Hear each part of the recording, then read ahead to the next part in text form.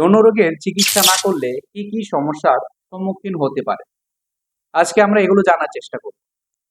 যৌন রোগ তো আমরা অনেকে ডায়াগনোসিস করতে পারি নিজেদের বা অনেকে আমরা নিজেদের ডায়াগনোসিস করতে পারি না। অনেকে আমরা ভাবি এটা একটা নরমাল রোগ, কিন্তু আমরা যে একটা যৌনবাহিত রোগে ভুগতেছি সেটা আমরা জানিই না। তবে আমরা যদি জানতে পারি তাহলে সেটার চিকিৎসা না করার কারণে কি কি ক্ষতির সম্মুখীন হতে পারি সেটা আজকে জানার চেষ্টা করব। সেটা হলো যে বন্ধ্যাত্ব রোগ, যে পুরুষের যে স্পার্ম বা শুক্রাণুর সংখ্যা আস্তে আস্তে কমে যেতে পারে, যার ফলে তখন বাচ্চা নিতে অক্ষমতা প্রকাশ পেতে পারে এবং মেয়েদের জরায়ু এবং ডিম্বকোষ স্থায়ীভাবে নষ্ট হয়ে যেতে পারে। তখন বাচ্চা হওয়ার সম্ভাবনাই থাকবে না। তাই অবশ্যই আমাদেরকে এটা গুরুত্বের সহিত দেখতে হবে।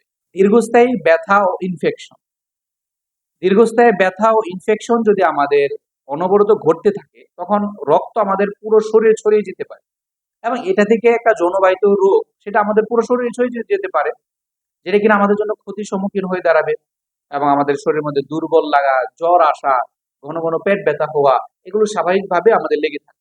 যৌন অক্ষমতা, অনেকে আছে যাদের যৌন অক্ষমতা আছে, যৌন রোগের ইচ্ছা জাগে না। এগুলোর যদি আমরা চিকিৎসা না করি এমন হতে পারে যে একটা সময় আমার আর ইচ্ছাই জাগবে না, আমার বিবির প্রতি যেতে ইচ্ছা হবে না, তার প্রতি আকাঙ্ক্ষা প্রকাশ পাবে না, বা আমার ওয়াইফের আমার সাথে যৌন মিলনের ইচ্ছা জাগবে না, আমার সাথে কাছে আসার আকাঙ্ক্ষা জাগবে না। এটা সময় যদি যেতে থাকে তখন তার ভিতরে যে ডিজায়ার সেটা কি আস্তে আস্তে লস হতে থাকে। হ্যাঁ, তাই অবশ্যই আপনারা কি এটা দিকে একটু গুরুত্ব দেন, এটা চিকিৎসা করানোর চেষ্টা করেন, যাতে আপনি এবং আপনার পার্টনার খুব ভালো একটা লাইফ লিড করতে পারেন। অনেক সময় গর্ভবতী মায়েদেরও অনেক ধরনের সমস্যা দেখা দিতে পারে। কিরকম? যে বারবার মিসক্যারেজ হওয়া বা বাচ্চার উপর সংক্রমণ করা বা ভালোভাবে বাচ্চা সুগঠিত না হওয়া, এগুলো বিভিন্ন একটা ইফেক্ট এই যৌনবাহিত রোগের কারণে সেই বাচ্চার মায়ের উপর পড়তে পারে।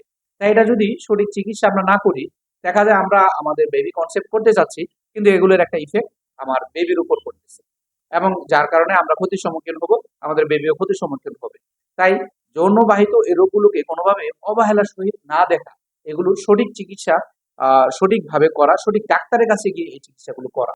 অনেক সময় সিফিলিস বা এইচআইভি দেরিতে ধরা পড়লে সেটা আমাদের জন্য জীবন মরণের একটা টান পড়ে যায়। এরকম যে আমরা অনেক রোগীদেরকে বাঁচাতেও পারি না। হ্যাঁ, তাদের স্টেজটা এমন একটা স্টেজে চলে গেছে যে তাকে এখন ফিরিয়ে আনার জন্য খুব কষ্ট হয়ে যায়। আল্লাহ যদি কপালে রাখে তাহলে বাঁচবে, আর না হলে যদি আল্লাহ নিয়ে যেতে চায় তখন আর কিচ্ছু করার থাকে না আমাদের।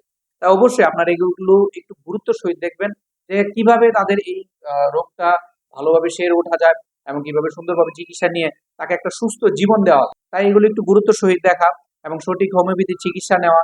চিকিৎসার মধ্যে অনেক চিকিৎসা আছে, কিন্তু আপনি হোমিওপ্যাথি চিকিৎসা কেন নেবেন?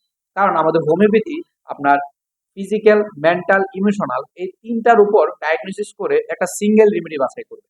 আর এর জন্য অবশ্যই আপনার একজন ক্লাসিক্যাল হোমিওপ্যাথি ডাক্তারের শরণাপন্ন হওয়া দরকার। যারা কিনা ক্লাসিক্যাল হোমিওপ্যাথি ডাক্তার না, তারা আপনার জন্য কি করবে, একত্রে অনেকগুলো ওষুধ মিক্সড করে প্যাটার্ন বা কম্বো তৈরি করবে, কারণ সে জানেন আপনার জন্য কোনটা দিতে হবে। তাই এসব অপহোমিওপ্যাথি বা ভণ্ডামি ডাক্তার থেকে দূরে থাকবে। যারা ক্লাসিক্যাল ট্রিটমেন্ট করে তাদের কাছে নিজে চিকিৎসা করান, যে কিনা আপনার সকল পরিস্থিতি বুঝে সকল কিছু বিবেচনা করে সুন্দর একটা মেডিসিন বাছাই করবে।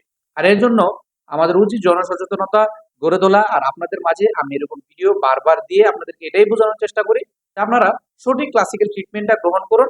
হ্যাঁ, তাহলে আপনারা আস্তে আস্তে ভালো দিকে যাবেন। ভালো থাকবেন, সুস্থ থাকবেন। আসসালামু আলাইকুম।